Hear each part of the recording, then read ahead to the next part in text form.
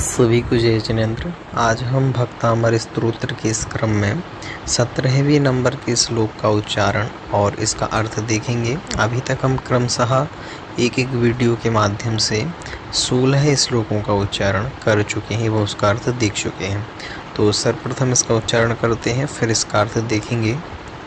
नास्तं कदाचिदुपयासि नराहुगम्यः स्पष्टीकरोषि सहसा युगपज्जगन्ति नाम्भोधरोदरनिरुद्धमः प्रभावः सूर्यातिसायि महिमासि मुनीन्द्रलोके। तो अंतिम शब्द देखिएगा, मुनीन्द्र यानी हे मुनीन्द्र, लोके यानी इस लोक में, सूर्यातिसाई यानी सूर्य से भी अतिशय युक्त, महिमा असि यानी है। किसके लिए कह रहे हैं? भगवान के लिए कह रहे हैं कि हे मुनीन्द्र, लोके यानी लोक में, सूर्यातिसाई यानी सूर्य से भी अतिशय वाला अथवा अतिशय वाले, महिमा अथवा महिमा वाले कौन? असि यानी हो। तो कौन है? भगवान। तो उसके लिए अब प्रारंभ से देखिए क्या कह रहे हैं। तो प्रथम पंक्ति में है ना अस्तम यानी अस्त को प्राप्त नहीं होता। ना अस्तम, जैसे सूर्य अस्त होता है ना, तो कह रहे हैं ना अस्तम, अस्त नहीं होता। कदाचित उपयासी यानी कदाचित उपयासी ना अस्तम, उपयासी का मतलब प्राप्त होते हो, ना यानी नहीं, अस्तम यानी अस्त को, कदाचित, कदाचित यानी कभी भी, कभी भी अस्त को अथवा अस्त होने को प्राप्त नहीं होते। न राहु गम्य, न राहु के द्वारा आप गम्य है, गम्य है मतलब ग्रसे जाते हैं। जैसे राहु क्या करता है? सूर्य को ग्रहण कर लेता है। तो ऐसे कह रहे हैं न राहु गम्य, ना आप अस्त को उपयासी प्राप्त होते हो, न राहु गम्य, ना ही आप राहु के द्वारा ग्रसे जाते हो। देखिए, सूरज तो अस्त भी होता है और उसको राहु ग्रस भी कर, यानी उसको भक्षण भी कर लेता है ना, उसको अपना ग्रास बना लेता है। लेकिन आप तो भगवान कैसे हैं? सूर्यातिसाई। अंतिम पंक्ति में क्या था? सूर्यातिसाई, सूर्य से भी अतिशय महिमा वाले हो, महिमा असी, सूर्य से भी अतिशय महिमा वाले हो यानी अधिक महिमा वाले हो। मुनीन्द्र यानी हे मुनीन्द्र, आप लोक में, है ना। तो अर्थ समझ में आया कि अंतिम पंक्ति और पहली पंक्ति।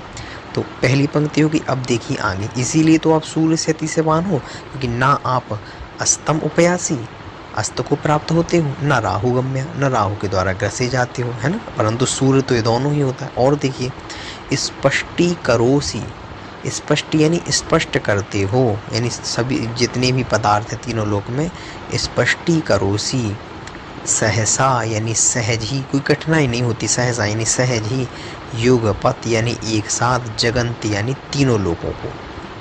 तो क्या कहा भगवान? जैसे सूर्य भी क्या करता है?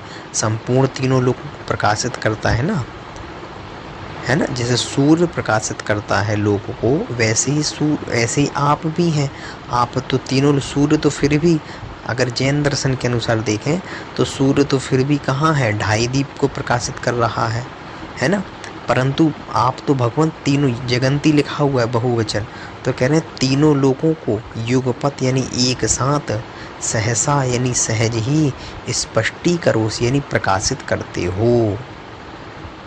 नाम्भोधरोधर निरुद्ध महाप्रभाव, महाप्रभाव यानी महाप्रभाव, यानी जो आपका महाप्रभाव है।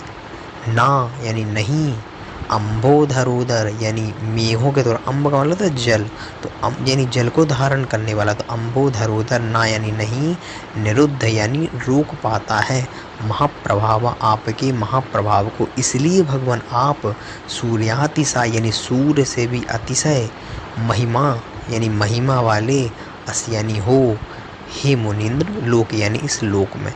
तो कितना अच्छा श्लोक है कि किस प्रकार से पहले तो जो जो लक्षण सूर्य में है वही वही आप में है।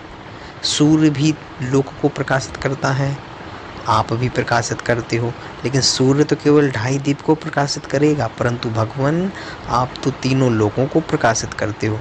तो एक सी विशेषता है, लेकिन फिर भी आप में तो सूर्य से भी है। देखें तो एक तो ये विशेषता, और क्या है, सूर्य तो अस्त को भी प्राप्त होता है लेकिन ना अस्तम, यानी आप तो अस्त भी नहीं होते। न राहु गम्य, वो तो राहु के द्वारा गम्य है, आप तो राहु के द्वारा गम्य भी नहीं है, ग्रसे भी नहीं जाते। स्पष्टीकरोषि सहसा युगपत जगंती, और तीनों लोगों को प्रकाशित करते हो आप, और सूर्य तो केवल कुछ क्षेत्र विशेष को ही करता है।